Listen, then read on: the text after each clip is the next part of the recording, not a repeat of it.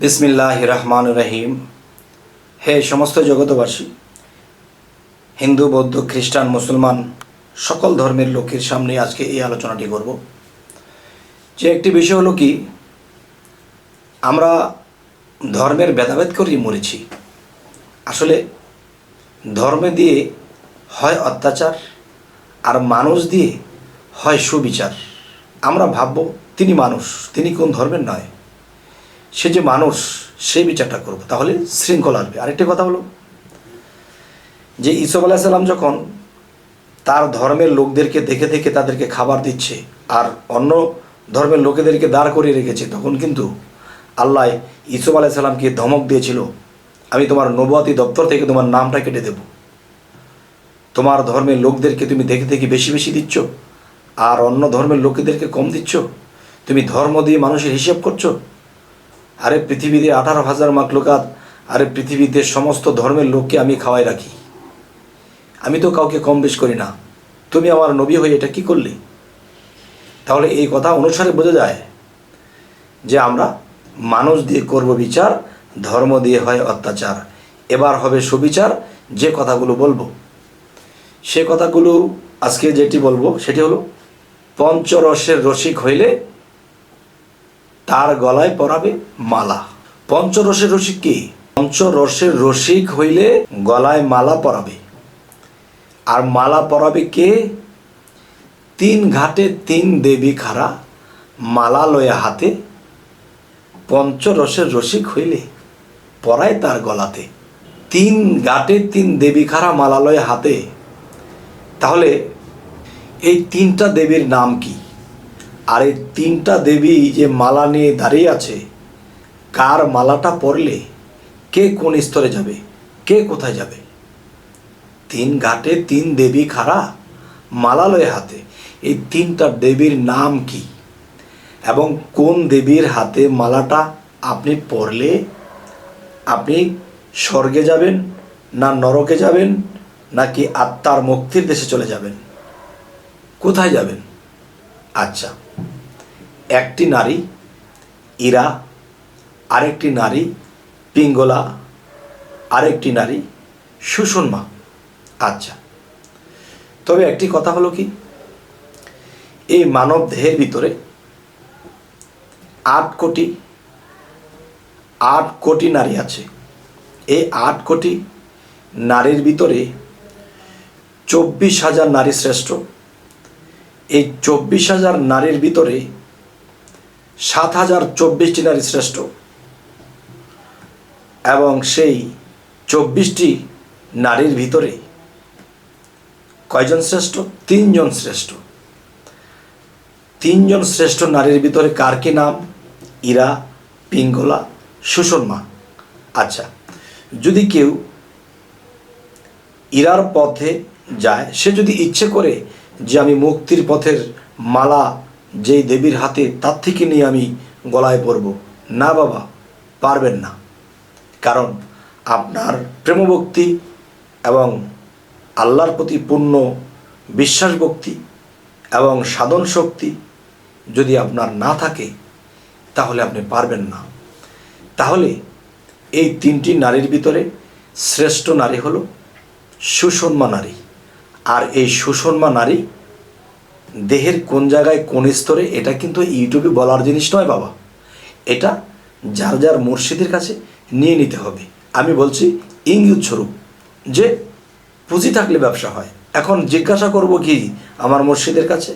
আমি তো জানি না। এখন জানা হলো, যে না জানেন তার মুর্শিদের কাছে গিয়ে সেই সুষুম্না নারী কোন জায়গায় দেহের মধ্যে থাকে সেটাখানে তার গুরু তাকে দেখিয়ে দেবে। আচ্ছা, ইরা, পিঙ্গলা, সুষুম্না। একটা নারী দাঁড়িয়ে আছে, তাকে নরকের পথে মালা পরাবে। আরেকটা নারী দাঁড়িয়ে আছে, তাকে স্বর্গের পথে মালা পরাবে। আরেকটি নারী আছে যিনি সুষুম্না, তিনি মালা নিয়ে দাঁড়িয়ে আছে, যে এই পৃথিবীতে পঞ্চরসের রসিক হয়েছে। যে এই পৃথিবীতে পঞ্চরসের রসিক হয়েছে, তার গলাতেই পরাবে মালা। এখন আসল কথা হবে বলা, সেটি হলো, দেখেন যে পঞ্চ রসের রসিক কাকে বলে? দেখবেন এই অন্তরটার ভিতরে যার, যে দুনিয়ার সুখ শান্তি, দুনিয়ার আমোদ ফুর্তি, দুনিয়ার চাওয়া পাওয়া সমস্ত কিছু থেকে সে নিজেকে বঞ্চিত করে দিয়েছে, এবং এত দুঃখ কষ্টে থাকার পরেও তার মুখের মধ্যে হাসি দেখা যাচ্ছে। কারো দুঃখে কাউকে হেল্প সহযোগিতা করতে যায়, কিন্তু সে দুঃখে থাকলে কেউ তো তাকে হেল্প সহযোগিতা করতে তো আসেই না, বরঞ্চ মানুষ তাকে আরও লানত দেয়, তাকে বকাঝকা করে, আর সে মুখে হাসে, আল্লাহর দিকে ঈশ্বরের দিকে তাকিয়ে থাকে। এ হলো একটি রস। আরেকটি রস হলো কি, যৌবনী যে পানি শক্তিটা আছে মানুষের, যৌবন শক্তি, তাকে আমরা তত্ত্বজ্ঞানে মুক্রমের শক্তি বলা হয়। যৌবন শক্তির মধ্যে মুক্রমের কাম শক্তি লুকানো আছে। আচ্ছা, আর মুক্রম কোন জাতি থেকে এসেছে? জিন জাতি থেকে এসেছে। জিন কিসের তৈরি? আগুনের তৈরি। মানুষের মধ্যে যে যৌবনী আগুনটা, এই আগুনের উত্তাপ কে করে? আচ্ছা, তো এখন কথা হলো, যে এই পৃথিবীতে থেকে তার যৌবনের রসটাকে নিজের মধ্যে ধরে রেখেছে, সেই একজন রসিক। আচ্ছা, দুটা বলা হলো, বাকিটা কিন্তু আপনাদের জ্ঞানের দ্বারা বুঝে নিতে হবে। আচ্ছা, আরও একটা বিষয় হলো কি, আরেকটা রস, তিনটা বলবো আর দুইটা আপনারা বলবেন। সে যেদিন মুর্শিদের হাতে হাত দিয়েছে, গুরুর হাতে হাত দিয়েছে, অনেকে বলে থাকে আপনি মুসলমান হয়ে গুরু বলেন কেন? কেন বাবা? গুর অর্থ অন্ধকার, রুহ অর্থ আলো। গুর রুহ। আচ্ছা, গুর অর্থ যদি অন্ধকার হয়ে থাকে, গুরুর ডিউটি কি? একজন ভক্ত অন্ধকারের মধ্যে পড়ে আছে, তখন সেই ভক্তকে টেনে ধরে রুহ মানে আলো, রুহের জগতে মানে আলোর জগতে নিয়ে আসে। আর যে মানুষকে অন্ধকার থেকে ভালো আলোর পথে আনে, সেই মানুষটি হলো গুরু। গুর রুহ আলো অন্ধকার। অন্ধকারে কোনো ভক্ত দাবিত হলে তখন তাকে টান দিয়ে আলোতে নিয়ে আসে। আচ্ছা, যাই হোক, একটা বলতে গিয়ে আরেকটা বলে ফেলছি। তো এখন বিষয়টি হলো, দেখুন যে আরেকটা রস, পঞ্চরস, এর মধ্যে আরেকটা রস হলো তার মুর্শিদ, তার গুরু তাকে বলেছিল, বাবা তুমি কি কি খেতে পছন্দ করো, কি কি দেখতে পছন্দ করো, কি কি বলতে পছন্দ করো, এবং কি তোমার মনের চাহিদা, সব কিছু বলো। তখন তিনি সব কিছু বললেন। তার নারীর দিকেও একটু চাহিদা ছিল, এটাও বলেছে। তার এই খাবারটার দিকে তার মন ছিল, এটা খেতে ইচ্ছা করে, এই ধরনের কাপড়টা পরতে ইচ্ছা করে, এমুক দিকে আমার দৃষ্টি দিতে ইচ্ছা করে, এই জিনিসটা খেতে ভালো লাগে। সমস্ত কিছু যখন তার মুর্শিদের কাছে বলেছে, তার মুর্শিদ তাকে কি বলেছে, বাবা তোমার কাছে যে জিনিসগুলো শুনলাম, যে জিনিসগুলো তোমার ভালো লাগে, আজকের পর থেকে যতদিন তুমি বাঁচবে এই জিনিসগুলো বর্জন করে দেবে, এই জিনিসগুলো আর করবে না। তখন কি হলো? তখন এমনি তো তিনি ত্যাগী, আরও বানিয়ে দিল ত্যাগী। সে কিছুদিন হয়ে গেল রোগী। কি করি? তাহলে পাঁচটা রসের মধ্যে আমি তিনটা রসের কথা বললাম।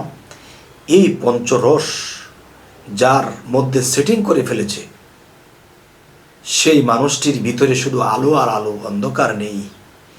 তখন ওরকম ব্যক্তি, তখন সেই শোষণমা নারী যে আছে, আচ্ছা এখন কথা হলো শোষণমা নারী, অনেকে ভাববে এটা কি আসলে এরকম মহিলা নারী? যে আপনি যেমন ভাবেন সমস্যা নেই, যে ইরা পিঙ্গলা শোষণমা, তিনটা পথ। ইরা পিঙ্গলা শোষণমা তিনটা পথ। যে যেই পথের যোগ্য হবে সে সেই পথেই হাঁটা দেবে, চাইলে অন্যটাতে যেতে পারবে না। আচ্ছা, তাহলে মূলত 3টা রাস্তার নামই ইরা, পিঙ্গলা, সুষমা।